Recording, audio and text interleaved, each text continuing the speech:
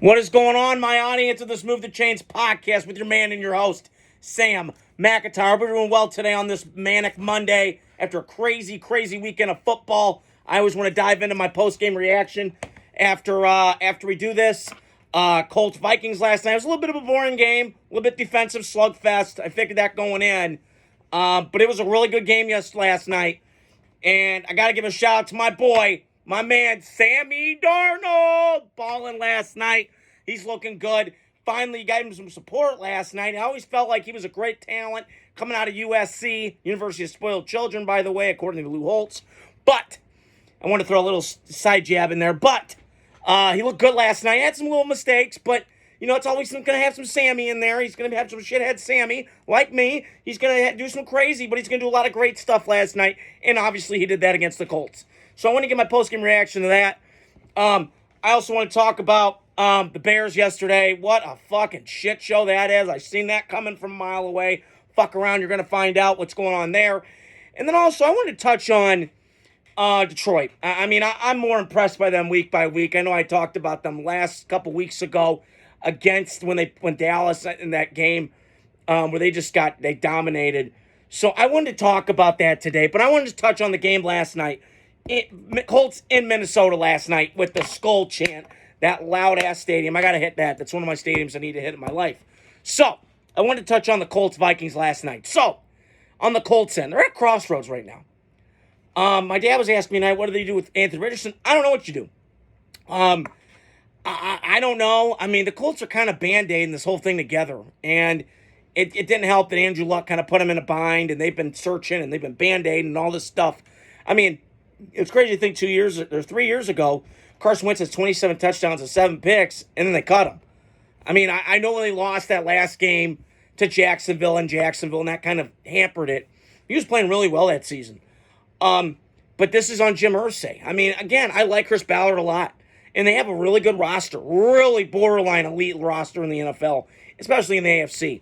So you got a lot of things you got to build on in Indianapolis, but it comes back down to the quarterback. And look, will Joe Flacco face a defense like this? No, he will not. Probably not the rest of the year.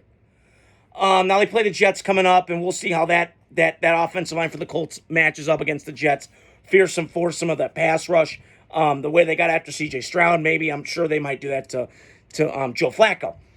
But I'm always curious to see what's going to happen to the Colts. Now, when I just mentioned that defense that they're not going to face, they're not going to face another defense like that for the rest of the year, I don't believe. Where they're bringing 8, dropping 6, or whatever kind of stuff Brian Flores is bringing, because you don't know what coverage and where they're bringing the blitzes out. Are they bringing off the corner? Are they bringing off the slot? Are they doing the tackle, DN stunt? You don't know. It's coming from fucking absolutely nowhere. And, you know, RKO came out of nowhere. Oh, shit. You know, so you got a lot of things to go for, in that game. And so the other thing, and the Colts are going to be fine. I think they're still a well-coached football team. Shane Steichen, to me, I heard a funny thing today. He looks like a disheveled cop. He looks like he's just been weathered. You know, he looks like a guy that's only got 3 hours of sleep. And Kevin O'Connell looks like the young, handsome, tall Sean McVay, looking swagged out. He's got his hair cut. He looks ballin'. So I just wanted to throw that out there. But last night, to me, was a tale of two teams that are going to be in the playoffs. I believe Colts probably will fight for a playoff spot. Minnesota will be in the playoffs, in my opinion. And I really do believe that. But I wanted to touch on the Colts I just touched on. But right now I'm going to touch on the Vikings and give them some love. I'm a Packer fan a little bit. I've been a Packer fan since Brett Favre. And I've obviously followed them a lot along with the Raiders. But I got to be honest, Minnesota to me, I know they went to the playoffs 2 years ago. Kevin Connell's first year. They were 11-0, one-score games, and they're winning all these games, and they got a home playoff game. Lost the Giants, But this team feels different to me because of one thing. They got a quarterback now. And their defense is much, much better than it was 2 years ago. So I do believe Minnesota, could they get a home field? No doubt. I mean, could they beat Atlanta? Yeah, I do believe they could beat Atlanta. Could they beat Detroit? I don't know. I'm not sure of that. But I do know if I'm stacking the 7 NFC teams right now, Detroit, Minnesota, Washington. Atlanta's thrown in there. Maybe Philadelphia. I don't know after yesterday. I'm so sick of Nick Sirianni and his bald-headed dumbass. I'm sick of him with his dipshit head. But I look at the division right now in the NFC North, and it's as stacked as I've ever seen it. And I was talking to my buddy Aaron Lanham. Shout out to him. He called me the other night. He's the biggest Packer fan I know, and we were talking. He just can't believe how great and competitive this division is. It really is. I know the Bears were just atrocious, but we'll see what happens there. And I'll get to them in a second. But I'm really impressed with Minnesota. Sam Darnold's finally got a comfort spot in Minnesota with this coach, with this roster, the playmakers around. I know they lost Aaron Jones and Green Bay did, but the Aaron Jones is just such a great back. Really good change of pace. Could run in between the tackles and go outside. Great hands out of the backfield. He's just a complete weapon. And Minnesota stole him from Green Bay. And it feels like all these Packer players are once Packers and they go to the Vikings, or it's vice versa. I feel like that's how it always is in the NFC North, the black and blue division. So, great win last night from Minnesota. They get off the schneid after those 2 games. They were 5-0, started hot, lost 2 straight to really good teams in the NFC. It's not fault of their own. Lost to the Lions at home and then lost in LA to the Rams, although that call was bullshit, whatever. But they got back on the winning track last night and beat the Colts 21-13. So, as I mentioned before, I'm going to talk about the Lions as I do every week on this podcast. Glad you guys are doing well today on this Manic Monday. Hope you guys are doing well. But I got to tell you, this Lions team is the most impressive team I've seen from an NFC team in a long time. Reminds me of Carolina a little bit a couple of years ago when they were just on a tear and just molly-whopping people. Now, this Lions team's much better than Carolina to me in all facets. Carolina had an okay offensive line. This Lions team is the best offensive line in football. Jared Goff is just balling right now. He's a surgeon back there. When I heard John Gruden say he looks like Joe Montana, I don't think Gruden's fucking lying. He's been around this game long enough. Shout out to Chucky. I love you. Get that snarl. But I'm with Gruden on that. I think that he's playing so good football right now. They have such a repertoire of weapons when it comes to Jameson Williams. To get him back in a couple weeks. You got Sammy Laporta. I love you, Sammy. And you got your offensive line who's molly-whopping people. It is just, they beat you in so many different fucking ways. And I'm incredible. I'm amazed. And Mike Kesnick should be happy. He's been a Lions fan, the biggest one I know for a long time. And a couple other people I know, my buddy Anthony Giles, who I got to give a shout-out to. He's been a diehard Lions fan, too. So, I'm very impressed with Detroit. I think they're going to go to the Super Bowl. I really do. As it stands right now, we got a long way to go. But the way that I'm seeing it right now, it is on a track to get home field, the number 1 seed, and just run away with the NFC. Although there's some stiff competition, Washington, obviously, and Philadelphia, they can get their shit together. So, I was really impressed with Detroit. And Green Bay on that side of it, I didn't mention this, but they're going to be okay.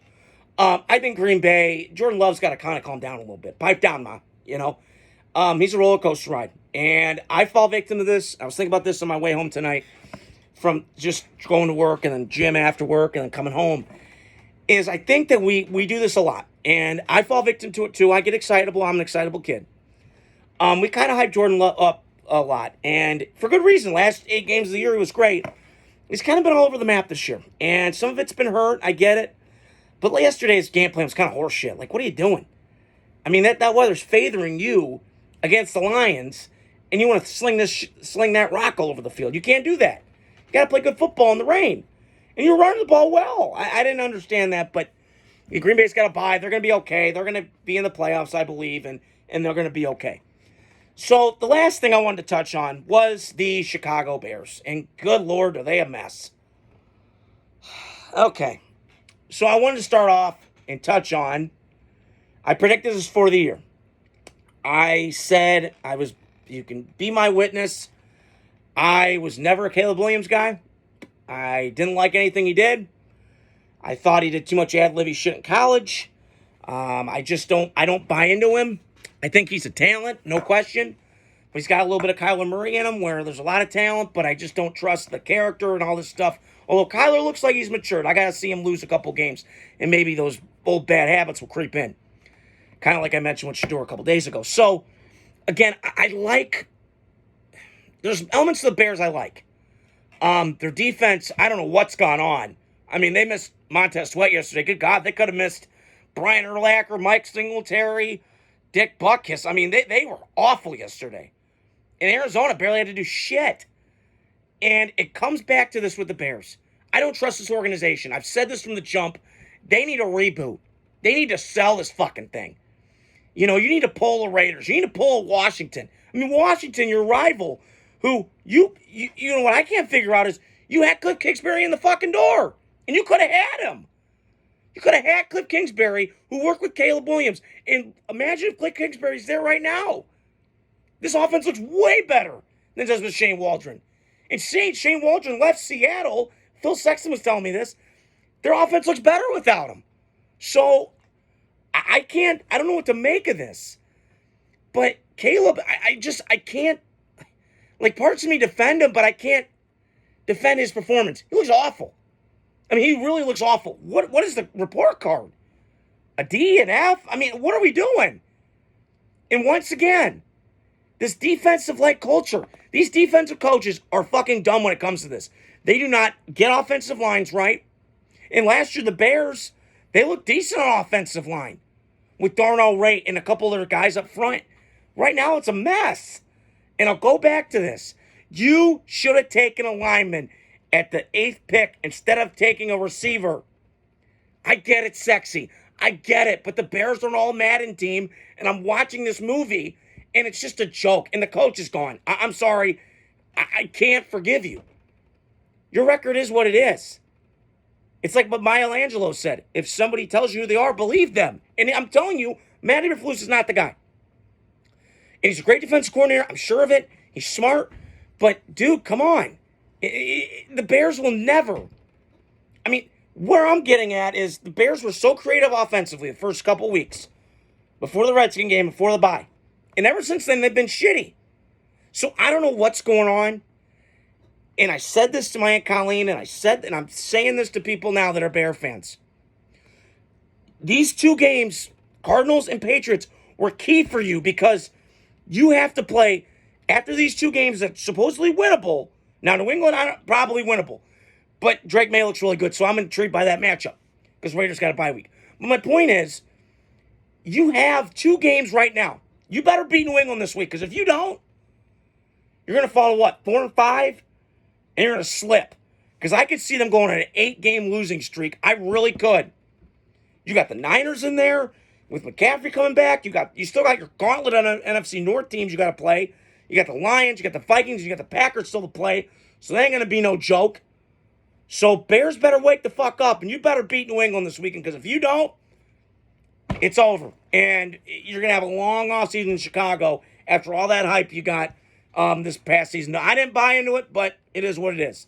So that's all I wanted to get on here tonight. Like I said, tomorrow I was recording this right during the Buccaneer Chief game in Kansas City. So shout out to Chase Mathis. I've been to that stadium. It is loud as shit. One of my favorite venues in all football. So thanks for listening, guys. I appreciate it. Like I always do every night, hit the like, subscribe, share button, and tune in for more content this week as the week unfolds, and talk to you guys soon.